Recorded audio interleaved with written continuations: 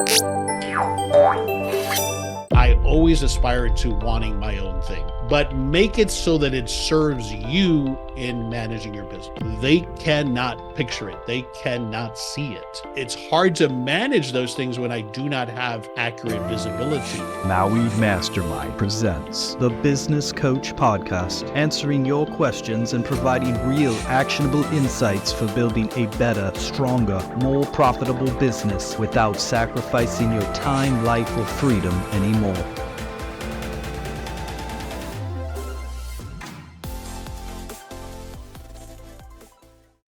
Well, welcome to the Business Coach. In this week's episode, I've got a real treat for you. I brought in Maui Mastermind business coach Henry Lopez. And Henry is going to be sharing with me and talking to you about things like how do you operationalize, at least in the early stages, how to effectively delegate so that you can get yourself out of the parts of the business you don't enjoy or the parts of the business you must stop doing so that you can free yourself to do higher value activities. How do you start with, what types of tasks do you start with? How do you make sure the stakes are low enough that you learn? How do you get the other party to start building out some of those early iterations of systems? And we're also in this interview going to get into how can you be a more financially sophisticated business owner so that you can use your financial reporting to better manage cash flow and, all importantly, how to improve margins and 5 ways to increase bottom line profitability. Now, Henry is a fantastic business owner in his own right. He's been in business now for over 30 years, owning a dozen different companies, buying them, selling them, scaling them, everything from franchise types of businesses to service businesses to software companies to real estate businesses, even a travel company thrown in there just for good balance in there. He's been one of the Maui coaches now for several years, one of our senior team members, and he's fantastic. So buckle up. It's going to be a great ride with some really good actionable information. In the Business Coach, we've always tried to live up to the promise. We don't want to just tell you what to do, but we want to give you insider edges about how to do the what to do. And I think Henry absolutely delivers on that, and you'll hear it in this podcast. Here we go. Well, Henry, first of all, welcome to the Business Coach. How are you doing today? I'm doing great. It's exciting to be here. Yeah. So I know you've been involved with numerous different businesses. I mean, you've started and been an equity partner in a dozen businesses, but I want to take you back in time. So I'm going to put you in my business coaching time machine because a lot of people listening to the podcast, what's gone on is they've reached a certain level of success with their business. It works. And when they start hearing some of the more advanced topics that we're talking about, they think, oh my gosh, that went over my head or something. And I want to remind them that for all of us, it's been this progression of learning. So I want to go back decades ago to when you started that first real business for you. When you look back, what's something that you look back about yourself as a business person, a business owner, that you didn't know back then or that you did back then and you kind of laugh and cringe at now when you look back with a little bit of playfulness and 20 plus years of time elapsing? Share that, would you? Well, I didn't know anything about business, right? And it's interesting because you and I often will talk to people looking to start their first business. Say, well, I don't have any experience, so I need this, I need that. And none of us have any experience the first time we start in a small business, right? But sometimes that lack of knowledge, that naivete, is actually to our benefit because we don't know what to be afraid of. We don't know what those pitfalls might be. And so sometimes when we know too much, it keeps us from jumping in. I think now, as I look at it, as I evaluate new business opportunities, I'm much more cautious, right? Which is good, but it also keeps me from moving forward sometimes. So I just didn't know what I didn't know when I went into it because what I did know is I always aspired to wanting my own thing. I always wanted to be my own boss. Why is that? Were you that person who was going to never be very good as an employee? You just wanted to do it your way, didn't like listening to people who just did it dumb? Or what was it for you? Like for me, I hated the feeling of being dependent on somebody else. What was it for you? Yeah, I've often heard that said. I mean, now I would be a terrible employee. I was a pretty darn good employee, and we'll talk about that. That's actually what made it difficult for me to leave a very successful sales career in the corporate world. But what I hated was that control, right? And we could go off for another couple hours and do an analysis of where that stems from. It's the relationship with my dad. I know that. but that control, right? Somebody else dictating what my value was, what my ceiling was, that never settled well with me. That makes perfect sense. Those dads, those moms, they screw us all up, and I'm cringing now, as a parent, right? As parents. Oh, it's So, coming. It's coming. in preparing for today, I actually answered that same question. I looked and thought about it for myself. If you can imagine this, Henry, I started my first real company, and it would have been, I was 21, 22. I Mhm. don't remember exactly. I think it was 21. And I subleased some office space from somebody else. And so I'm paying my fee for my little office, $200-300 a month. And then about 3 months later, all of a sudden, sheriffs show up in the office Oh, boy. and they start taking out everyone's stuff. Wow. And what I discovered was, it never occurred to me that I would pay my rent to the person I subleased from, but they didn't pay their rent and they were evicted, which meant I was out of luck. So I look back and I laugh at how naive I was back then. Yeah. Yeah. So my, Yeah. my first business was with a business partner. I kept my day job. Now we call that a side hustle. He ran it full time. We paid him a salary. And it was a pizza franchise unit that we bought from an existing owner who was just desperate to get out of it. So fortunately, he was able to offer seller financing. And so this is a pizza shop. Now, mind you, we're talking 1991, no POS. So immediately when you had asked me about thinking about that, I see myself at my little PC counting coupons, right, into a spreadsheet to see how our direct marketing was performing. Oh my gosh, I'm smiling at that. I can remember, like, back in the days, I used to hand stamp coupons in that first business that I would now go out and canvas with expiration dates or a tracking code with that. I mean, we could business owners, we have it so easy today. Oh There my are all these gosh, a tools that, POS system? Are you kidding? Now, we eventually did implement a POS system later in the 90s, and that was like incredible, night and day. But yeah, we didn't have the internet. We didn't have yeah. POS systems. We had to compile that data the hard way a And lot if of someone doesn't times. know what a POS system, point of Right. sale, it's when you go into any retail establishment now, they have all the software that runs the entire business, from inventory through sales, reporting, promotions, marketing, et cetera. That, just to give a quick cue. Yep. So here's what I want to ask next. So, you and I have talked about this actually earlier today before we got started, about we've all learned so much as business people running our own companies. For you, it's a dozen businesses. For me, it's probably been maybe half that, 6 active businesses ish. Um, but we both were talking about how much more we've learned in the decades of coaching other business owners, because we have exposures, so many different verticals, niches, and situations. So I guess my question for you now is, what's a common self-inflicted behavior, or something you observe, a commonality between businesses before you start working with them as a coach, that you see that they've done this again and again, they've done it to themselves? Give me an example. Give me what that might be, then give us an example. Yeah, no, definitely there is a very predominant common denominator that I see, especially if we look at the clients that we usually work with, David, that are what we call level two, right? They're an established business. They're not in the startup phase. Now they're trying to get up to closer to that owner independent stage in their business.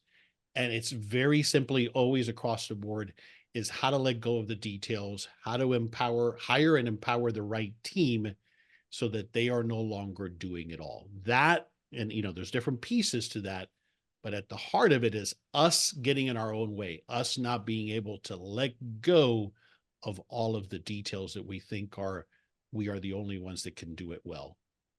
Let's unpack that a little bit. So, the owner that has a hard time of letting go of the details, obviously a piece of that is they don't have the skills for it.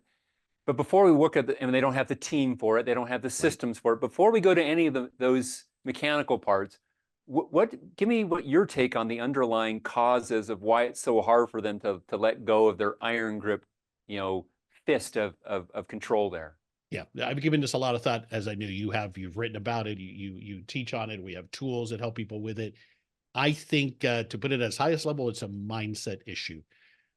What I've observed, including myself, is we get to this point of success in our lives, in our career, in our businesses, by being that person that does it all, by getting it all done. We start kind of as taskmasters. We are the one that gets it done. We are often even the one probably that does that craft the best. That's not in doubt, but we're missing the point on that. We'll come back to that. But we believe we are the firefighter in chief. We are the one that puts on that badge, gets up every morning and goes and solves the problem. Immediately a couple of things come to mind. My business partner, David, and that's he would be the first to admit that. In businesses prior, we were in the car wash business together. And for him, his mode of operation is get up every day, get dressed, go to the washes, and tackle whatever the problem was. Now, of course, in the process, he was undermining his managers and so forth, and we'll talk more detail there. My dad comes to mind right away. He was a master carpenter, David, a craftsman of the highest level. I remember as a kid him trying a couple different times to build a business, to bring on people, and it was always the same story. Shortly thereafter, they weren't good enough. They weren't doing it to his level of perfection. I was, of course, closely attuned to that because that same striving for perfection was passed on to me, right? But again, it's partly what got us here, David. And so it's really hard to let go of that, right? But I think that's at the crux of it. As you say that, Henry, a couple things come to mind. So first of all, your dad, a great example. My dad was a lousy business person, not for that reason, but because as a professional, quote unquote, a doctor, he didn't like to think of himself in business. He was there to care for the medical side, and the other part was dirty. So hearing your dad, though, he really was an artist, it sounds like. He was a master craftsman. He was. And what's interesting is he probably never priced as if he was creating art or a master craftsman. He priced as if he was a carpenter, a good one. And so he's delivering this extraordinary, but he didn't price that in, which I think is interesting. But go back for a second. You said something that really jumped out to me. You had talked in there about, gave the example of David showing up, your business partner, David, to the car washes and tackling those problems. And, many level 2 middle stage business owners that we come into contact with are at the front end of their coaching with us. They are the best person in their business at doing X. That's right.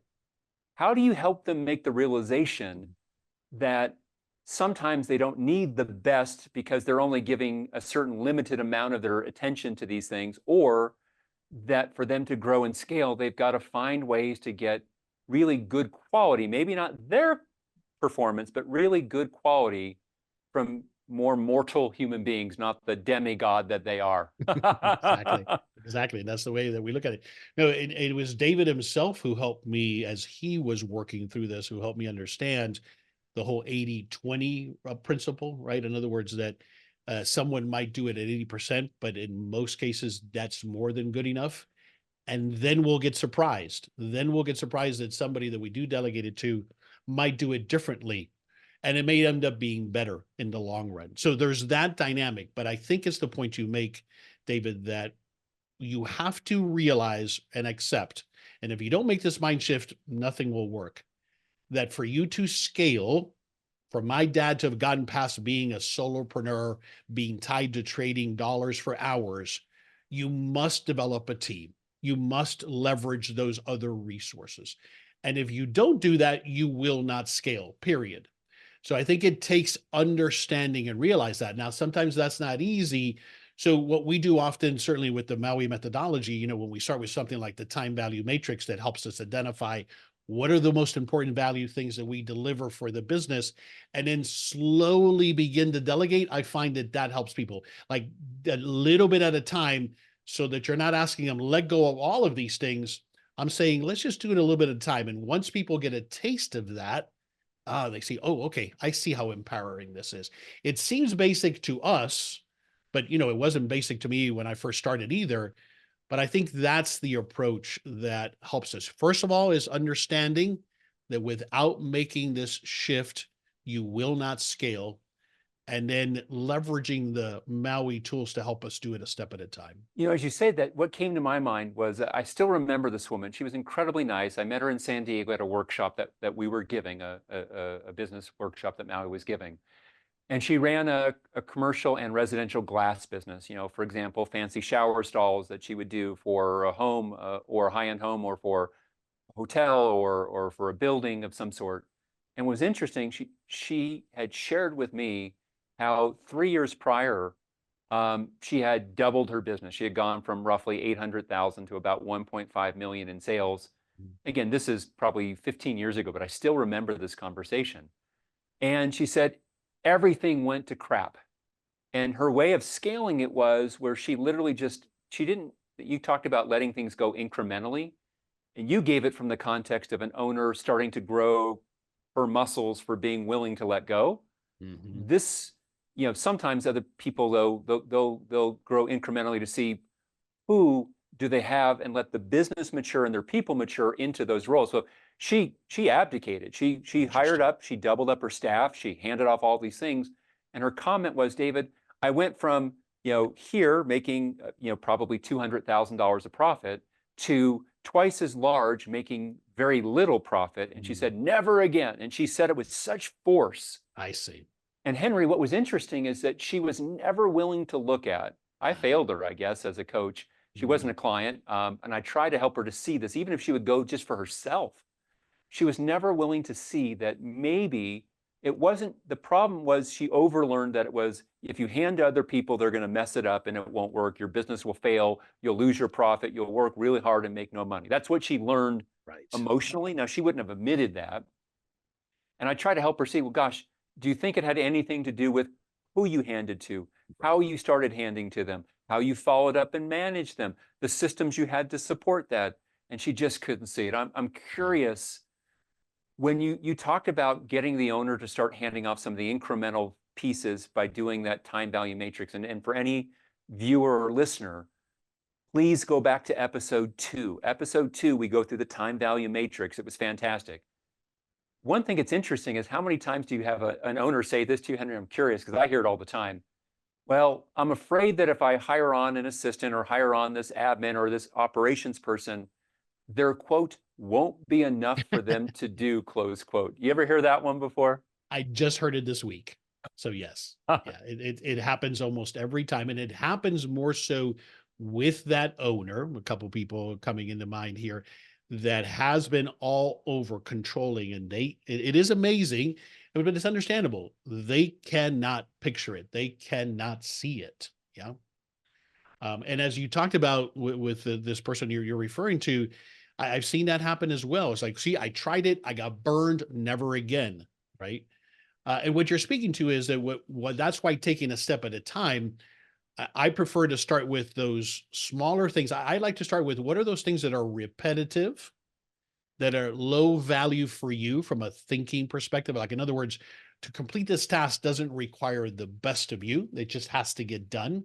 And you've been the only one doing it for whatever various reasons that might be valid or not.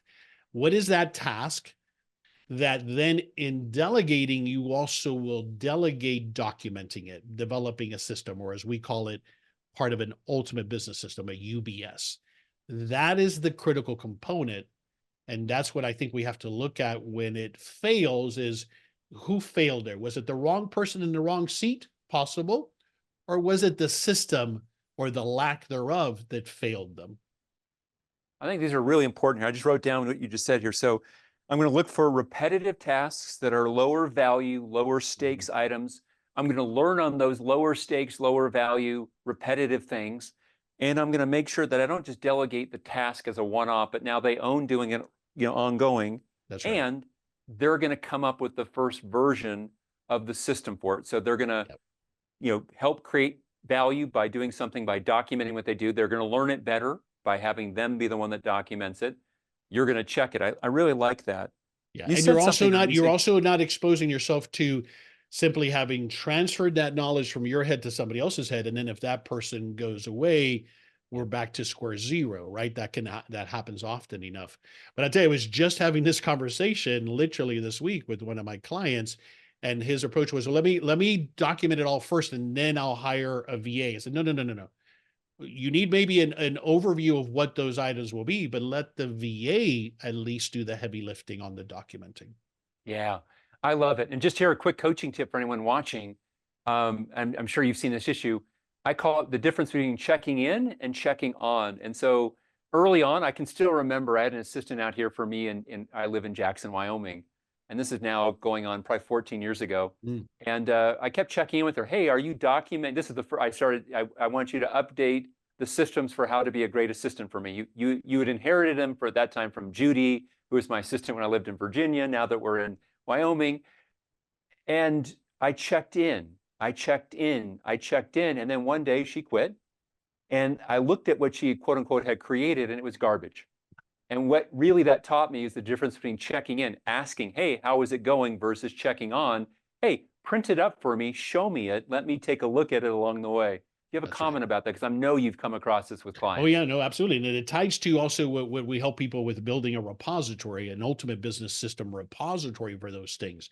So you're right, because I see that happening. Not only is the quality of it might be poor, but we don't know where the heck that document is now, or where's the latest version of it. Was it on her PC? Was it, where is it? So that's part of it as well that you have to implement, is that initial structure of where all of this is going to be kept. So, and then you said that review of it. So exactly right is what I help people with, and we all do as coaches at Maui, is have that person develop a draft. And that's the other thing. Don't delegate, go boil the ocean on this. Delegate, let's create a first outline. This is version 1. I will review it then, or, the person that I'm coaching, you'll review it, add to it, or whomever knows best in your organization, and you iterate. So you're not trying to create the perfect version of that document, but one initial version that goes into your overall, again, as we call it, a UBS. That's brilliant. What you just said, that this idea of iterating, version 1, lowering the stakes. I loved your comment of, don't ask them to boil the ocean. If you make it overwhelming, they're going to procrastinate it. They're not going to do it. Yep. Plus, there's no way I'm going to be willing, if my delegation muscles are weak and not quite well matured, I'm That's not right. going to feel comfortable delegating such a big one. But if it's that lower stakes, hey, you're just doing version 1.0, we'll discuss it, we'll improve it. I love that. Yeah, it takes the stress of it. You're absolutely right. Plus, the fact of the matter is that likely in the process of documenting it and analyzing it, we're probably going to adjust it. We're probably going to improve it. So why spend a lot of time documenting something that's probably going to evolve? So I've got a client here I'm working with, and we laugh about it. So they've built their company UBS, their system of how they do systems in their company, of where they store them, how they access them, how they name them, how they refine them, how they version control it, how they control who has access to what. And they've done that over about the last 7.5, 8 years of coaching with them. But they're about to start a franchise. And here's the ultimate irony. A franchise is supposed to be a turnkey business, like you buy it, it's all done for you. And Right. I know you mentioned about that pizza place that you did earlier on, way back when, years and years and years ago, was a franchise. But they're now going back and they're literally hiring another company to, quote unquote, write up their policies and procedures to satisfy the franchising legal requirements. And the downside of it is, though, it's a crappy way of doing it, simply It is. because they're static systems that have no change. They're outdated. They're not refined. And it's so difficult to do, but they're doing that for the legal reasons, even though internally they run it off of this cloud-based UBS, which is so much better. I just thought I got a kick out of that. Oh yeah, no, I'm currently a minority partner in a franchise again, so I understand that. But I'll tell you, often what is required in the financial disclosure document is just an outline of that manual. But of course, you want to actually deliver on it. But yeah, I completely understand what you're saying. That old approach of a manual that used to sit on the desk and gather dust it just doesn't work. I want to ask you now, Henry, what's a common challenge that you see that a coaching client struggles with? I want to pick one. Each time I talk with one of the various different coaches that I bring on here that work with, hundreds of businesses over their coaching history. What's one challenge that you see pretty common with clients that you work with, that you have to find them a pathway through so that they can improve their business? I think in addition to what we've just been talking about, it's their lack of, I'm kind of summarizes their lack of financial knowledge or skills, their lack of being able to, for various different reasons, have financial KPIs or use their financial statements to help them navigate the business. I think that's the biggest area that I see that is common. What comes to mind is a client of mine, Dr. Alex. Again, we have the privilege of coaching many physicians across different types of practices, because they have, like other business owners, this common issue of they're brilliant on the clinical side, but on the business side, they struggle, right? I mean, none of them get any of that training. So they, like many other business owners, are either afraid of the financials or unsure. They're even embarrassed by it, perhaps. They may even be behind. They may not even have financials that they trust or are accurate or timely. They may have a CPA, but all that CPA does is get the tax returns filed on an annual basis. So that whole, and I know it's a big area, but that lack of financial knowledge and skills, David, I would say is a big common area. Well, let's unpack this here. So, first of all, you talked a little bit about the root causes. One is they're intimidated by it. Yep. You talked in there about how they're unsure about it. They don't have training about it. And here's what's interesting. Even those people who have a finance background, like you and I both have had clients where we coach, where they came with either a finance degree or even a MBA. But generally, finance in that world is taught such that it's for large company financials, Right. as opposed to what you do with an individual company's financials. And so you see, they're all used differently, even though they're the same financial reports. And you brought one more here. You talked about embarrassed. I see that a lot with clients. I say, hey, we're at the beginning of this coaching journey. We're going to be working together and getting to know each other over the next many years as we scale your company and help you get your life back. And I'll say, I'd love to get a copy of your financials, your P&L, your balance sheets, and we give them the instructions for how to do that, how the format. From most of, I'd say probably, Henry, for our joint clients, I'd say probably 95% are QuickBooks based, just because they're the dominant for that smaller scale. Absolutely. The larger clients might be on some of the larger enterprise systems, but invariably what happens is that you can almost hear the uncertainty in their voice, a little bit of embarrassment. And then I tell them, I'm curious if this is a similar experience for you. I tell them, I say, hey, look, I've been there before. Don't worry about it. There's no judgment here about your financials. I just want to see our starting point. Some clients will have great financials. They're the minority. Some clients will have poor financials. That's common.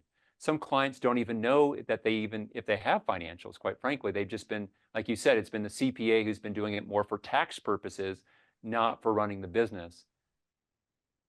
How do you reassure that client about, look, let's just take a look at where the starting point is? How do you reassure them? Well, and I'm glad you're bringing this up because I know that there's people listening who are.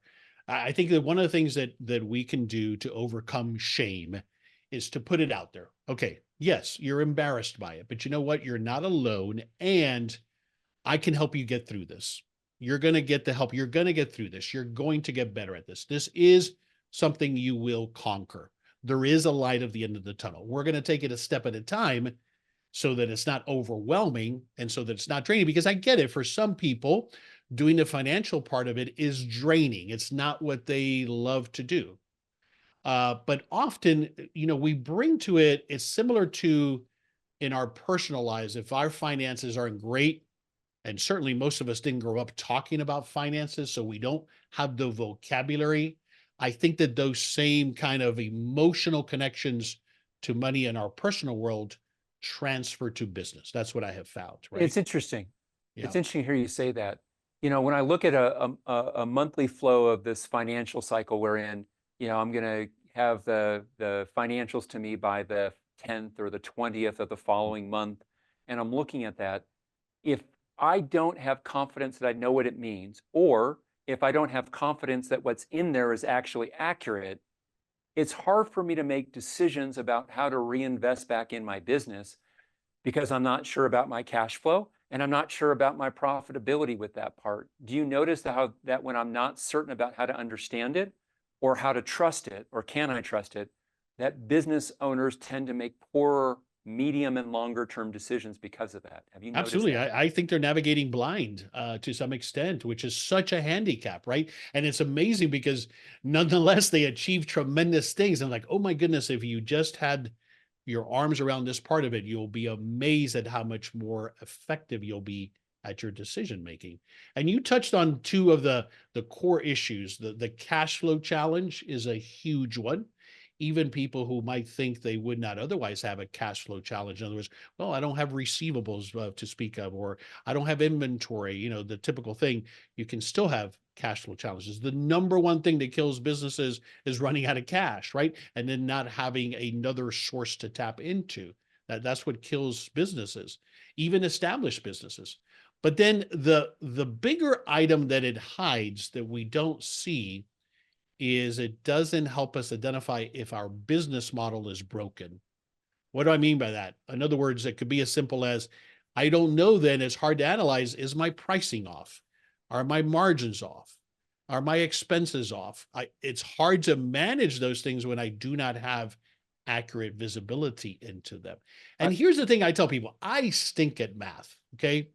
I barely passed geometry in high school. Um, Business math is simple stuff, and an Excel spreadsheet or a tool like QuickBooks does the math for you. So that can't be the reason. The reason is that it has gotten overwhelming, and we don't know where to start. And now, like we've said, we're embarrassed by it, and so we just don't give it enough time to get our arms around it. yeah, as I hear you say that, so much of that rings true. So let's even go back to like the cash flow model. I'll give a Yeah. quick story, and I'm curious if you have one about the business model and profitability to share next, because I think actual stories or case studies where people can hear how this is in the world makes this stuff make sense. So, Yep. you know, first of all, you might say, hey, we're great on our collections, or you said even the ideal example is I have no receivables because I get paid before I have to produce my goods or services. I get paid up front. Wonderful. But growth always costs cash. And I'm thinking of one of the service businesses that Maui has coached. Successful business. They're, we're making $600,000-$700,000 a year in profit.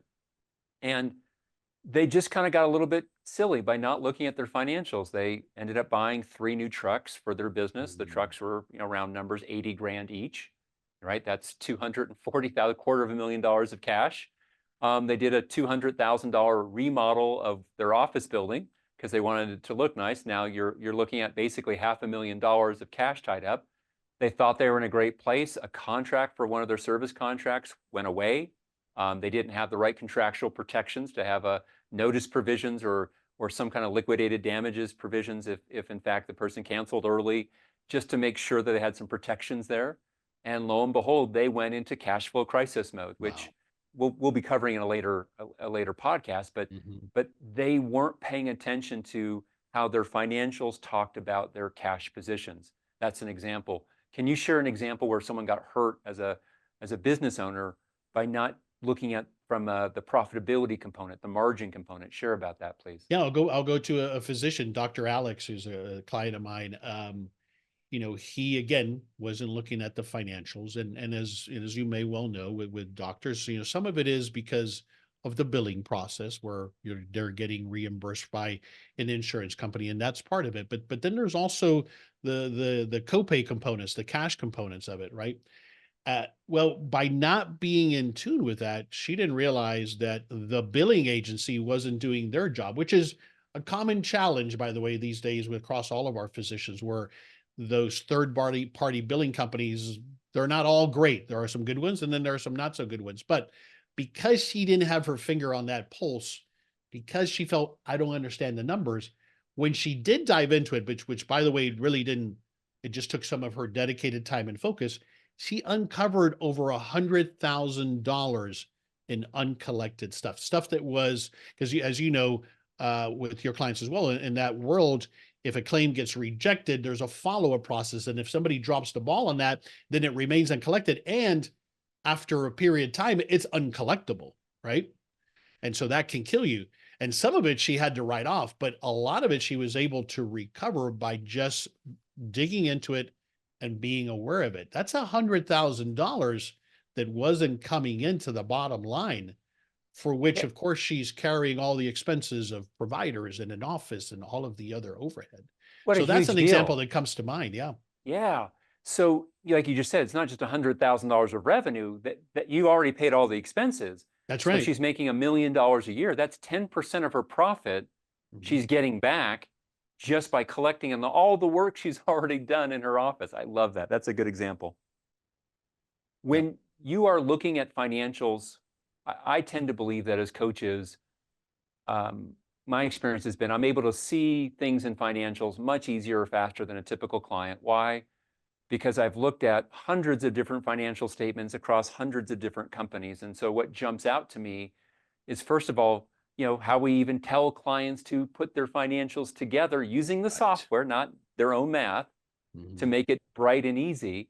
And so I'm going to share a tip, and I'm going to ask you to share what's one of the tips that you Sure. have Yeah. discovered for how you use those financials. So one that I've done is that we always tell a client, hey, we want to see your P&L and your balance sheet. Specifically, we want to see it as a previous period comparison. So let's say I'm looking at 2025 versus 2024. I want those two periods lined up so I can see them side by side, especially on a balance sheet, because it's the change in time that lets me see good or bad growth or decline on that business. And most people don't. They look at it isolated, and because of Right. that, it makes them have to work so much harder to see insight. But when you put them previous year comparison, which is one of the memorized reports, formattings inside of financial systems, including QuickBooks, it's easy. Give me a tip that you've learned as a Sure, coach yeah.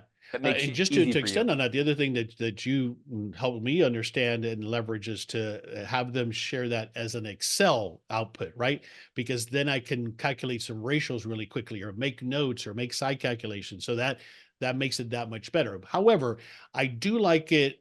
So the other tip is, as you're reviewing that P&L, as I coach my clients, I like them to do it in QuickBooks, because if they see a number that doesn't make sense, they can click on it and drill down and see what's going on, right? And they should do that on things that stand out, right? But here's the other thing. I believe, and sometimes CPAs aren't crazy about this. I believe in making the chart of accounts as granular as it makes sense, so that you know what's going into each bucket, right? The IRS doesn't care. I mean, it cares about classifying things like meals because it's deducted at a different rate, but it doesn't care what your chart of accounts looks like at the end of the day. Your CPA will put it in the right format to go on to a 1040.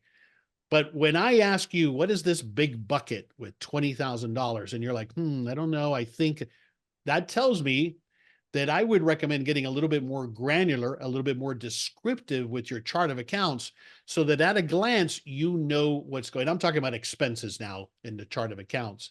So that's another thing that I recommend to my clients. Don't get too carried away with it. Your CPA is not going to be happy with you, but make it so that it serves you in managing your business. I love it. And I say, screw the CPA and let your controller do it the right way. But I'm going to riff off what you just said, because what you said was really important, Henry. First of all, you said the chart of accounts, paying some attention to that, right?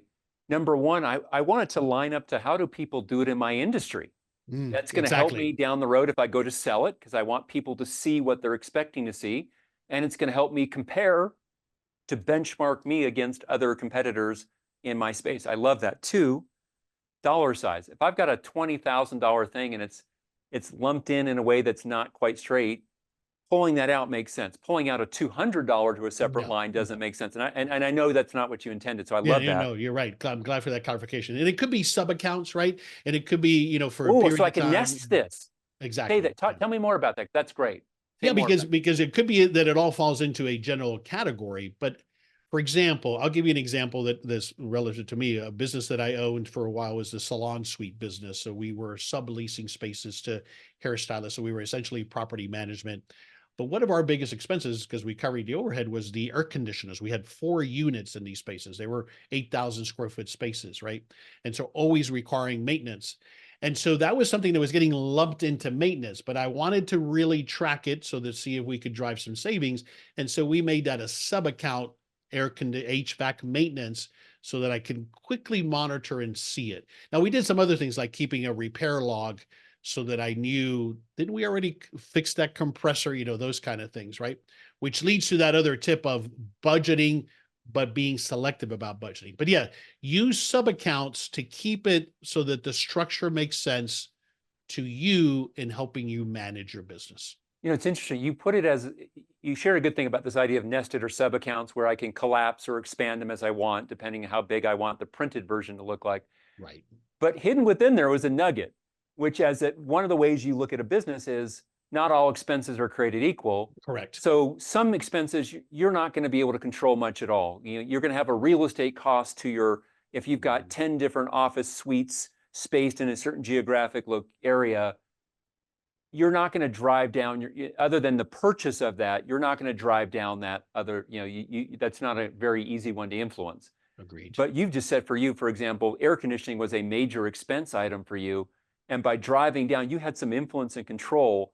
And so you were very strategic about with your financials to use that to point you to expenses you can control. And you didn't say this, but I think we could probably generalize it for places of the right types of revenue that leads the revenue from the business lines, service lines, locations, whatever the breakdown is, that leads to the more profit.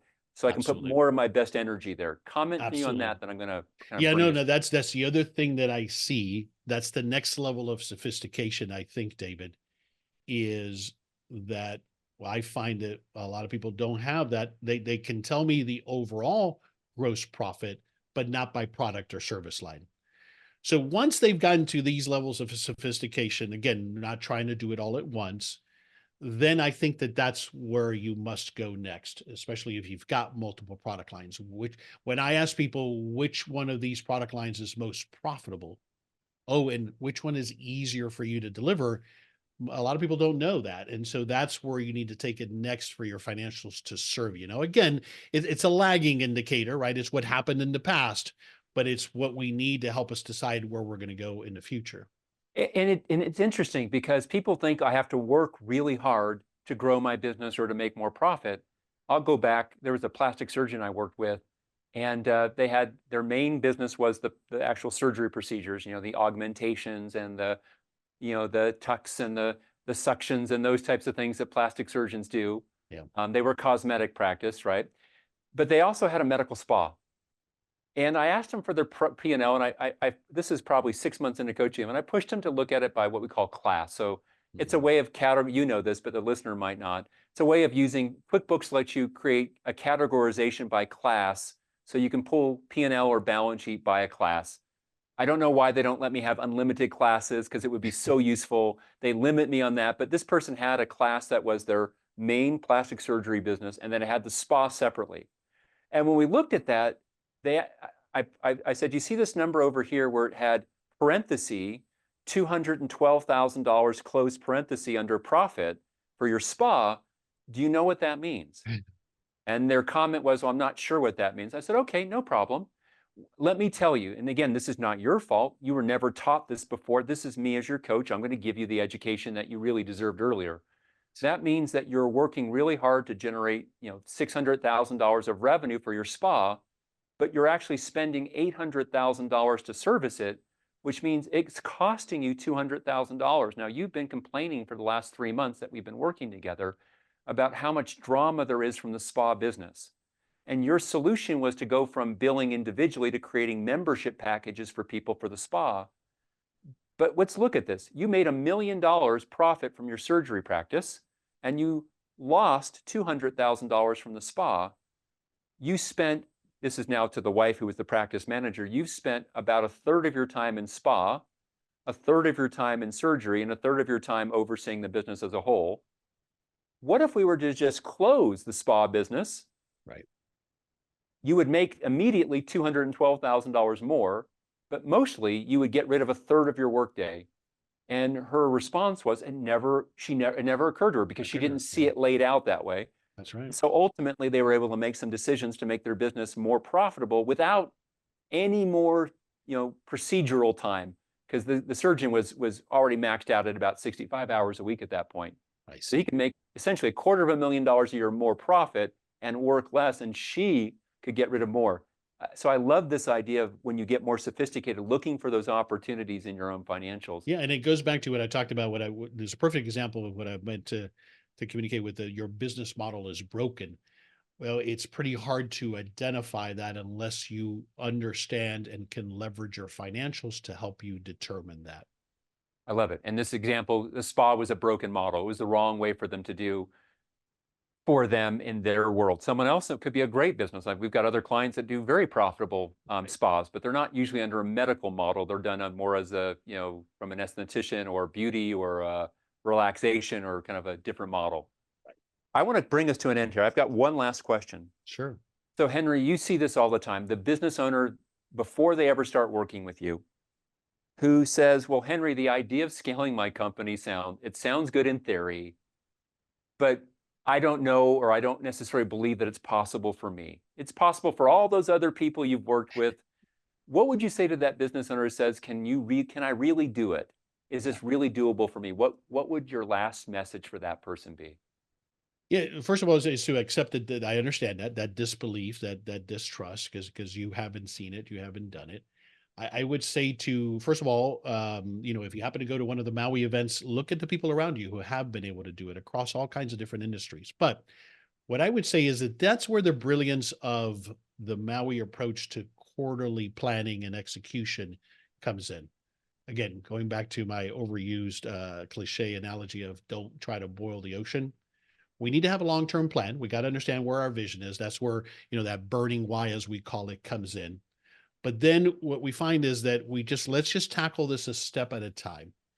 And what happens, similar to as we started the conversation with the time value matrix and starting to delegate a little bit at a time, with that comes that confidence and that mind shift to say, okay, I can do this.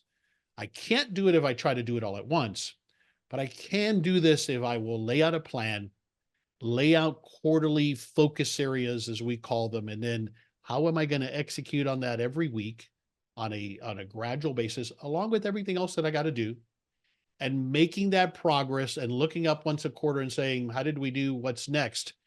You will find yourself getting there before you know it. I love it. Henry, thank you for taking the last 40 minutes of your day to share with us, share the nuggets of expertise. I had a blast. I really did. Same now. We love talking about business, right? So we can talk about business all day long, as our wives, I'm sure, will attest. You take very good care. Thank you, Henry. Thank you.